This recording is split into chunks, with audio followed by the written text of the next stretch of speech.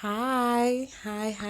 Welcome back to my channel. It's been a minute, but in the spirit of reading more, I picked up a book, The Ballad of Songbirds and Snakes by Suzanne Collins.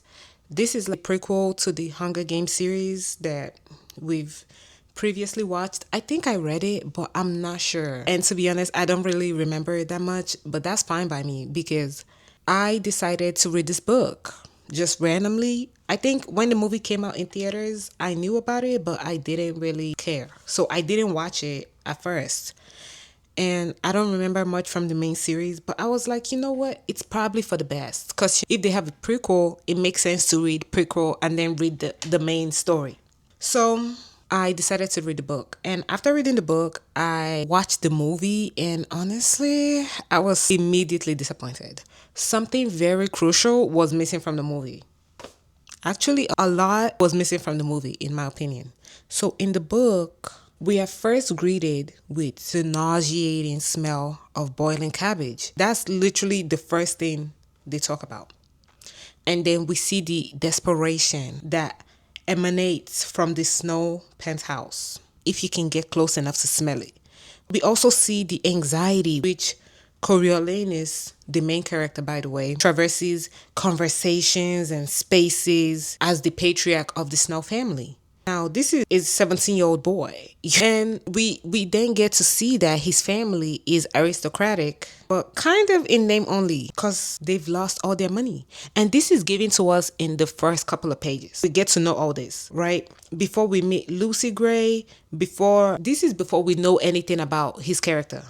We know that they're poor because who else is eating boiling cabbage, even though they clearly hate it? And anxious about having a shirt to go to an event. So we know that they're poor. And this is very important because it sets us up for his character's motivations. Why is he doing this? What exactly is going on? What is the crux of the movie the book, right? It sets up the story, his life, and honestly, the remaining three books in the franchise, right? But in the movie, you get none of this. They don't tell you any of that stuff. And I'm like, that's very important. That's one of the most important facets of the book, but you don't see that on screen. It's glanced over like mere chaff. It's unimportant. Maybe I'm jumping the gun and you have no idea what I'm talking about. Today, I want to talk about Coriolanus Snow. He's the president of Panem, which is a country that in the Hunger Games franchise has taken over the United States. Is basically where the US is, called Panem. And he is the president in real time. But now we're going back a couple years to when he was a child, right? And this is his early life as documented by the book and the movie. In this discussion, I want to talk about his personal life, his motivations, his actions, the other characters in the book, how they intersect, right? And also the differences between the book and the movie and how they compare. But first, let me give you a little background about what's going on in the book. So when we meet him, we follow him to school. And then at school, we find out that him and 23 other academy scholars are chosen to become mentors to 24 tributes that are chosen for that Hunger Games season, right? This is the first time the school is having student mentors, right? And everything is kind of left up to interpretation because, first time it weren't established rules and do's and don'ts. And for some, but it was kind of gray area, right? And these students, they're all aristocrats, right? They're the top of the top, the creme de la creme. They're all they're all from rich and powerful families. Except Corio's family has lost all their wealth, right? And this will happen to them after a war and like with death of their father, the patriarch, Crassus Snow. So now his father is dead, his mother is dead. He lives with his cousin, Tigris, I don't know, and with his grandmother, right? And they're still pretending to be rich because when they had lost all their, called, like they lost the District 13, which is where his wealth was during the war. And people were like, oh my God, you just lost all your money. And the grandmother was like, oh no, we have other, what else is called? like wealth holdings in other places, like was not everything, which was a lie. Grandmother was doing what she had to do to keep the family alive. So during the distribution and the matching of tribute and mentor, he was assigned to the 12th district female tribute, which he took as an insult because it's like, you didn't mention me for any of the others, but you're mentioning me as the last person.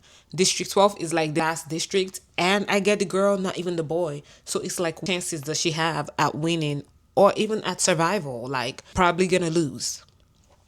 So that's what he was thinking. He took it as an insult and a threat because this is somebody that doesn't have any money. So there is supposed to be an award for whoever his tribute wins the Hunger Games. And he wants that award. He needs the award, right? Because he's planning to use the scholarship to go into the academy because he has no money to pay. So if he doesn't win, he's fucked. So, yeah, like if I don't win this, I can't go to the academy. Everything will be exposed because now everybody's going to know that they're really poor, which is what they've been trying to hide for years. So it's like he sees this as a threat and he's disappointed. But then he's like, you know what? How can he use this to his advantage? What can he do? How can he make it work? Which is something we do see from him a little bit. He's very resilient. You have to give that to him. He's pretty resilient, right? So he thinks that even if she doesn't win, if she does well enough, and might still be able to get a scholarship. He might still be able to get a scholarship even if he doesn't win. Now we meet another very important character, Sejanus Plant. Sejanus is like Lennis's frenemy, kind of opposite. This is also his classmate and another mentor. Now, Sejanus is district. Like he used to be district until his father made a bunch of money in manufacturing, which has shifted from District 13 to District 12. So, not District 12. I think District 2, actually. I didn't note it down, but it used to be in District 13, which is how the Snows made their money. But his father kind of over when it moved to District 2, and that's how they made their money. And so now they were able to buy their way into the capital. This is particularly irking to Coriolanus, which of course I get it. It's like, capital boy, now you're broke, and then this district boy gets to come into the capital and have his family be like one of the powerful families of taking your moneymaker, right? Your wealth and your riches. Not just manufacturing, I'm sorry, military manufacturing specifically, right? So it was almost as if Sejanus had taken future, like what do they call the destiny swapper? Destiny swapping. It's almost like the Plains and the Snows had destiny swapped. And now the Snows that used to be rich, they're now poor. And then the Plains that used to be poor, they're now rich. So of course that was particularly irking to him.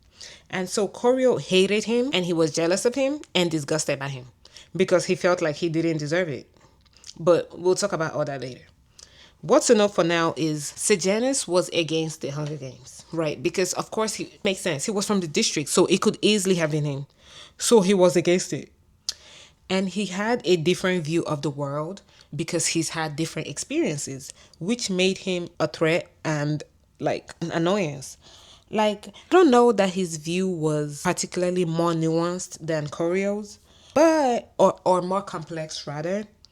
But because he had both experiences, he could speak to both, to being district and to being capital, right? But we'll talk about that more later. Now, we have Dean Highbottom. He's quite a strange character, right? He's the dean of the school. We know nothing about him except that he helped create the Hunger Games, but he also opposes it. And also he's addicted to morphine, which is a type of drug. I guess supposed to be like morphine, but morphine, yeah. Usually for pain, but he's addicted to it. And he seems to despise Corio, but we're not quite sure why. And he seems to be bent on bringing him down. But as far as his character and his deeper motivations, guess we can explore that later, right? Then we have Dr. Gao. She's like the head game maker. She's the one for establishing and running the Hunger Games. In the book, She's posed as like centric character. She has a lot of power in the country. She has the penchant for experimentation, talent, punishing people. She loves to cultivate fear and power, right? And in a way, she's kind of a kingmaker. Like she make or break you in the country, right? And she using these Hunger Games to like source talent, source for ideas, see who's worth mentoring. And she's kind of mentor of the mentors. So she's mentoring the student mentors, and she lets them know that she plans to include their ideas the season of the games. So she's like, with ideas, I'm gonna include any ones that are good. Now, in the movie, her character is made out to be just straight up evil rather than a complex character or being who has the experiences of the time before the war, during the war, and now after the war, right? And also in the movie, she is in charge of running the games and everything. So during the reaping, which is the ceremony where the tributes are chosen, we meet Lucy Gray for the first time. When we meet her, they call her name and she like a snake down a girl's dress. She gets slapped by the girl's father, who's the mayor. And then she sings a song. I don't know how I feel about that. I'm a character, that's what she is, but it just felt all kind of me. Like, or maybe she just didn't know what else to do, and singing is her one talent, so she just sang a song. Like, what she's supposed to do to garner attention, right? And the song does impress the audience, right? And she makes an impression on them through the song. The song sets her apart from everybody else because it's like nobody else did that. So at least everybody can be like, oh, the girl that sang a song, you know? And then people know who they're talking about. So after she sings the song, then Corio is like, she's not so bad. Maybe we can work something out, right? And so he resolves to use her gift as best as he can to make the audience like her and like in her. To do that, he needs to like know her, and his cousin is having a conversation with him later, and then lets him know that she was Lucy Gray. She would want somebody that genuinely cares about her because going to her death, she's probably gonna die in the Hunger Games. So it would be nice to have a mentor that cares whether she lives or dies. So at this point, he's like, okay, going to meet her at the train station, which is something no other mentor is doing. So he goes to meet her, takes a rose. His grandma grows roses, He takes the rose and goes to meet her at the train station. He's the only one that shows up to welcome any of the tributes. And this sets him apart, right, from the other mentors. This sets him apart. And this is the beginning of their relationship. So Coriolanus, and by extension, the whole story has one central theme. And from that theme, all the others emerge, right? This main theme is fear. And from it sprouts the jealousy, it sprouts the disgust, the control versus chaos that seems to I think that's like his inner conflict is like versus chaos, man versus animal, right? And all these things come from that fear. So we're going to be exploring these themes more deeply because I feel like they're very important. But first, the fear. And this fear is at the root of all his actions and interpretations. Fear of being found out as having no money. Fear of losing his place in the capital. Fear of being seen as a fool, as a loser. Fear of chaos, right? This is somebody that is always worrying. He's always riddled with anxiety, right? One failure could be a bigger failure and then a bigger failure until his life is ruined and his gifts like wasted. Like his family is just at the bottom of the hierarchy, right? And this is the reason he went after Lucy Gray at the end of the movie. When he went after her, this was because of fear. But that's kind of, we'll talk about that later. Now, like I said, from this fear comes jealousy and disgust, right? When I think of the jealousy and the disgust, Sejanus comes to mind, but also Clemmy and Persephone Price, right? And also to an extent, Lucy Gray, right? In Sejanus, we see it in how he considers and is jealous of Sejanus's wealth, right? And also his parents, because Sejanus has the parents, he has both. He has the mom that likes to cook for him and spoil him, and then he has the rich dad, right? and his dad is able to pay his way through anything, and he's disgusted by Sejanus's lack of compliance and the fact that he doesn't just go with the flow and enjoy everything the capital has to offer, right? He's disgusted by his Sejanus's district heritage, the fact that his districts, right? Everything along with the fact that everyone else considers him Sejanus's friend disgusts him. He does not like very much about Sejanus. But why does he keep talking to him? Why does he pretend to be his friend? Because people think he's his friend because he talks to him, right? He doesn't say anything bad, right? All this, like lumping them together, even though he's disgusted by him. All of this, all it does is just add to his deep-seated hatred and resentment against Sejanus, right? Because to him, Corio, his only true currency is charm. He doesn't have money like Sejanus, right? And never, so because of that, he never explicitly puts a line of demarcation between him and Sejanus because he knows that, like, do I put it? He knows that that could backfire on him, right? So he wants to be seen as the super kind individual, right? Very charming, very nice to everybody. So because of that, he does not distance himself from Sejanus. He doesn't talk shit about him because he doesn't want to be seen as somebody that is bitter and hateful. So even though he doesn't believe that him and Sejanus are friends, when he talks to Sejanus, he confirms that they're friends. He acts like they're friends. So everybody lumps them together. And that just annoys him even more, right? Because he's being fake, right? He even visits his family home and he hangs out with him when they're peacekeepers. He could have been like, oh, now that I'm a peacekeeper, I don't have to talk to him anymore and never talk to him. But if anything, he was grateful to see a familiar face. So once again, he was willing to be close to Sejanus, somebody he did not like, for his own benefit, right? So while Sejanus and his parents believe that Corio is a friend and a trusted individual, Corio is no one's friend, right? He's very selfish and he's a manipulator. He believes himself to be better than everyone. And so with that in mind, he manipulates everyone and everything he comes in contact with, right? Why? To see where and how he can benefit.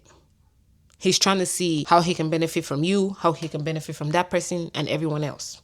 So when you think about that, it's really not surprising that in the end, he betrayed Sejanus and basically set him up to be killed and then took his place in the family. Like, if you really look at it, it's diabolical what he did to that boy. It really is, right? And the reason the Plains family accepted him so was because they always believed him to be a friend, not knowing that he was the one that got their son killed in the first place because he was never their son's friend. And his point of view, though, being like a manipulator, it makes sense. You lost your son. I'm a son with no father, no mother, and no wealth. You're a man, you have a wife, and both of you basically kind of a replicate of your son, right? And you have money, I need money, so it's not. I'll try to fill your son's shoes. I'll be the new son, right? So that you can be the parents and I can inherit the fortune. I'm a perfect match. Now, when it comes to Clemmy and Persephone, I think it's less so jealousy, but more so disgust, right? Like, before we go into the examples, I just want to say that the root of disgust is fear. Like, take a look at phobias. The reaction is often one of disgust and apprehension. Like, people that have the arachnophobia, right? It's like spider, but really they're scared of the spider. They're disgusted, but they're scared. So that underlying feeling is fear. And so when it comes to phobias, that's the meaning of the word phobia, right? So it's like, pulling back, right? A disgust, but out of fear. So back to Clemmy and Persephone, right? After Clemmy gets bit by the snake, right? After she gets bit by a snake, he's overcome with fear. He's scared of Dr. Gao. He's scared of the capital. He's scared of not having that protection around him and that trust that he's been told that he can have when it comes to the capital, right? Because now he's like, oh my God, if they could harm this other aristocrat's daughter, how about me? I don't even have the protection of parents anymore, and I don't have the protection of money. So he's scared. And then she comes to visit him in the hospital, and then he sees the scales and he is just disgusted. And after that, Every time he saw her, he saw those scales and he could not. He was just so disgusted because of the scales, right? Time he saw her, it was like ill. He would remember the snakes and then the fear and disgust will come up, right? And I am of the opinion that his fear and disgust is emphasized by the weakness and the vulnerability that he sees in her, right? Which he also sees in himself. So, like, disgust is because he sees her as vulnerable. But then he's really talking about himself because he sees himself as vulnerable, right? And that vulnerability in himself scares and disgusts him. Which is why, like, the wartime, that was when he had, like, the wartime is the bulk of his memories because that was the last time he was the most scared and disgusted by what he has had to do. Ever since the war, he's had this underlying fear and disgust about himself and his life, right? He's disgusted by the things he saw in the war. He's fearful of the things he saw in the war. He's disgusted by the food he's had to eat. He's scared of hunger. He's scared of being found out. So it's been a lot of fear and disgust ever since the war times, right? And so seeing that in other people scares him. So if he sees that in somebody else, it makes him withdraw from them because he hates that fear and vulnerability. So when he sees it in somebody else, it reminds him of what he sees in himself, right? So, yeah, it also reminds him of everything he's had to do to survive, right? So he covers everything with charm and a cool facade, like just tries to make it look pretty. But when he's exposed to other people's fear and vulnerability, he's immediately disgusted because that's not pretty to him. It's like, can't you pretend? Why can't you pretend to be all good? Why do you have to be so weak? Why do you have to remind me of myself, of how I truly feel inside? So, yeah. And this reminds me of Persephone, right? The disgust is from the fear that he could easily have been a part of her wartime still, right? Because if you remember, he saw her father like off the leg of somebody else's maid, and he imagined that you were eating people, and so he was scared that if things got really bad, he too could be edible. If anything happens to him and he died on the street, somebody could be eating him. So every time he saw Persephone, he was disgusted because he was scared that he could become food if things got bad enough, right? So this shows me that, like, Corio is also quite naive, right? He's been shielded by an extent, his grandmother, to the extent of the war. So even though he saw some of the things, there's still a lot he didn't see or he didn't pick up on because he was a child. And so he doesn't fully understand what others have had to do or what others had to do during the war to survive, right? So this is why when Tigris alluded to possibly selling herself for goods, we're talking about Lucy Gray possibly doing the same. He was surprised and he was triggered because he was like, how could she possibly have done that? But then she was like, yeah, I don't know what she's had to do, right? So he was triggered by that because he has been shielded and not fully exposed to what people have had to do and what choices people had to make during the war to survive. Yeah, that's my opinion on the fear and disgust when it comes to Clemmy. It was the snake, it was the vulnerability. It was the fact that it was done to her by a leading figure in the capital, which is supposed to be protecting them.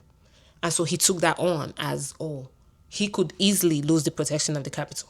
When it comes to Persephone, it was like, oh my God, if I'm that vulnerable as the maid, she could eat me, right?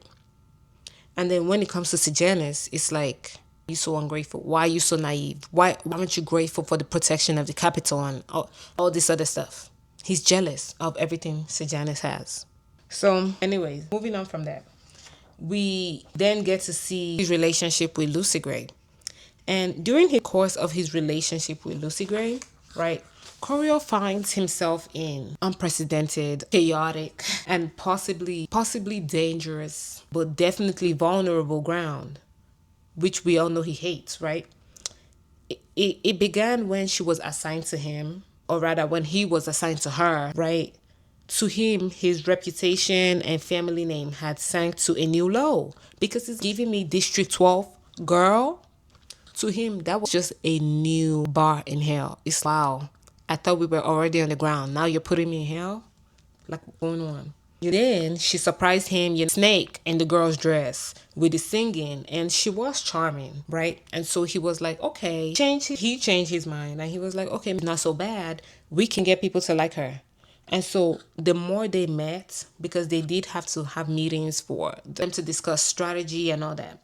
So the more they met, they started talking, right? He told her his secrets, and he risked his reputation, a couple times for her, and then he started to like her. But then so did everyone else. And just as she drew him and he found her charming, so did everyone else. And so he got jealous of her charm, her talent, and the fact that she was alone, right? Like, was also sharing that charm and talent with other people. He didn't like that. So let's take a break now. We've discussed the major themes that I found in the book and the story, which is fear. And then from that fear, we have the jealousy, we have the disgust, right? So now I want to go back to why I didn't like the movie. My dislike of the movie were a couple problems with my dislike of the movie. For one, in the movie, there is no fear and vulnerability. Like I said, this is the major theme of the story. This is the major theme of his life. But they don't put that in the movie at all. They make him out to be some macho man. He's just taking on everything, taking it on the chin. Everything worked for him. But that's exactly how he would have loved to be portrayed, right? That's the illusion he gives off. Well, now that I'm thinking about it, maybe that's why they made it like that. Maybe the movie is just what we see from the outside, but not really what's going on. In a book, you can see the characters' motivations, you can hear their thoughts. But in a movie, you don't have any of that. You can only see what they portray. So maybe that's why the movie was made that way. Yeah. In reality, he was very vulnerable, very full of fear of one thing or the other. And a lot of his actions were fear-based, but we don't see that in the movie, right? The second thing I didn't like about the movie, there was no inner conflict in his self-identity. Like in the book, we see the inner conflict between him as an upstanding capital man versus one of the district animals, right? And we see that in his struggle with what he had to do when he was sent into the arena, having to kill that boy, right? We also see that with what he did to Sejanus in the end, right? That inner conflict with should he have done it, or did he do it for himself? Did he do it for the capital, right? And then also when he turned against Lucy Gray at the end, it's never got to see any of the real inner conflicts that was going on. But like I said, looking back, maybe the movie was just trying to show us the outside view and nothing parts of the inner conflict. So maybe that's what it was. And then also in the movie, I feel like we don't get to see the depth of Sejanus's like a conflict, right? With being district, but then being transferred to the capital and then having to mentor basically his classmate. Like district, it's like, how do you even bridge that gap, right? And then the conflict with his father, we don't get to see that, right? Also, the fourth thing I didn't like about the movie was how in the movie, he didn't seem to be scared of Gao, which in the book, he was very scared of her. But in the movie, they didn't show that, right? And they also didn't show how eccentric and how powerful she was. They only made her seem like, I don't know, she felt more one-dimensional in the movie than she did in the book. Especially with the hippity hoppity, like laughing, trying to like mimes, girl. But then having all these rats and so much power, but nobody knows what you're thinking. That was not conveyed as well in the movie, in my opinion. And then the fifth thing was Corio's concerns about the punishment versus the protection of the capital. It's like, yes, the capital is supposed to protect them, but then out of the blue, they're being punished by the same people that are supposed to protect them, like getting bit by the snake, right? Him getting sent into the arena, putting his life at risk, right? We don't get to fully explore that in the movie. And then they also don't mention his complex relationship with his father and also him asking to be sent to officer school, because I feel like that was important, right? He asked to be sent to officer school as a way to make his way back to the capital, and also as a way to follow in his father's footsteps, because his father was like officer. So I feel like they could have done a better job with that part. I think in the movie they also erased the extent of his relationship with Sejanus, the jealousy, the games he would play with him, the deceit, right? Like two-faced with him and his family, and how far Sejanus's mom went for him, care of him, sending him food, which helped him a lot. So they didn't talk about that. And finally, the eighth thing was no mention of how he could actually build a new life for himself. He wasn't so distraught and so terrified when, as far as like disattached from the capital. Wanted that accord to he wanted to be attached to the capital. He did not want to leave. Okay, he was like somebody that would not leave the mother's nest. So even when he got sent out to be a peacekeeper, he could have had a nice little life for himself, but he didn't want a nice little life. He wanted a powerful life. Because that's what he has wanted his entire life. From childhood, he always wanted to be the person that had money, had power, was never vulnerable. That was the truth. More than love and happiness, he wanted power and to erase his vulnerability, right? This is why he chose Livia. And he was like, oh, he's going to get married to probably Livia Cardi, right? And to me, this is why. Because he knew that she would never charm him and put him in uncharted territory like Lucy Gray. She would understand his need to put up a front for people, right? To rule the capital, to continue the aristocracy. She was safe. She came with prestige, right? She came with security, both financial and social. This was the way he chose to resolve his inner conflict of man versus animal. He chose to erase anything that would ever put him in a place to be the animal, right? He chose to be man by force, by fire. It's like, it's never going to be anything else. So to me, that's why he chose Livia and stuff. So all in all, my problem with the movie is that they took away the central theme of his life, and by extension, the story as a whole, which is fear. Instead, they make him out to be this victim, pulling himself by the bootstrap in this coming of age tale, right? Which is exactly how he would have loved to see himself. He would have loved to see himself being put as somebody that was just making it happen, rather than him resolving his true nature, which was scared, conflicted, jealous, desperate, calculating, manipulative, right? So I did a good job with presenting him how he would have loved to be presented, but not presenting him how he truly was. So yeah, before we end it right here, something else I want to say is, what are your thoughts about Dr. Gao and Dean Highbottom? Honestly, I'm not really sure what to think about them. I do think in a way they're kind of Corio and Sejanus, right? But if they never left the capital, if they had stayed and they're now older, yeah, I'm not 100% sure how I feel about them. Yeah, I don't know. They're both strange characters to me.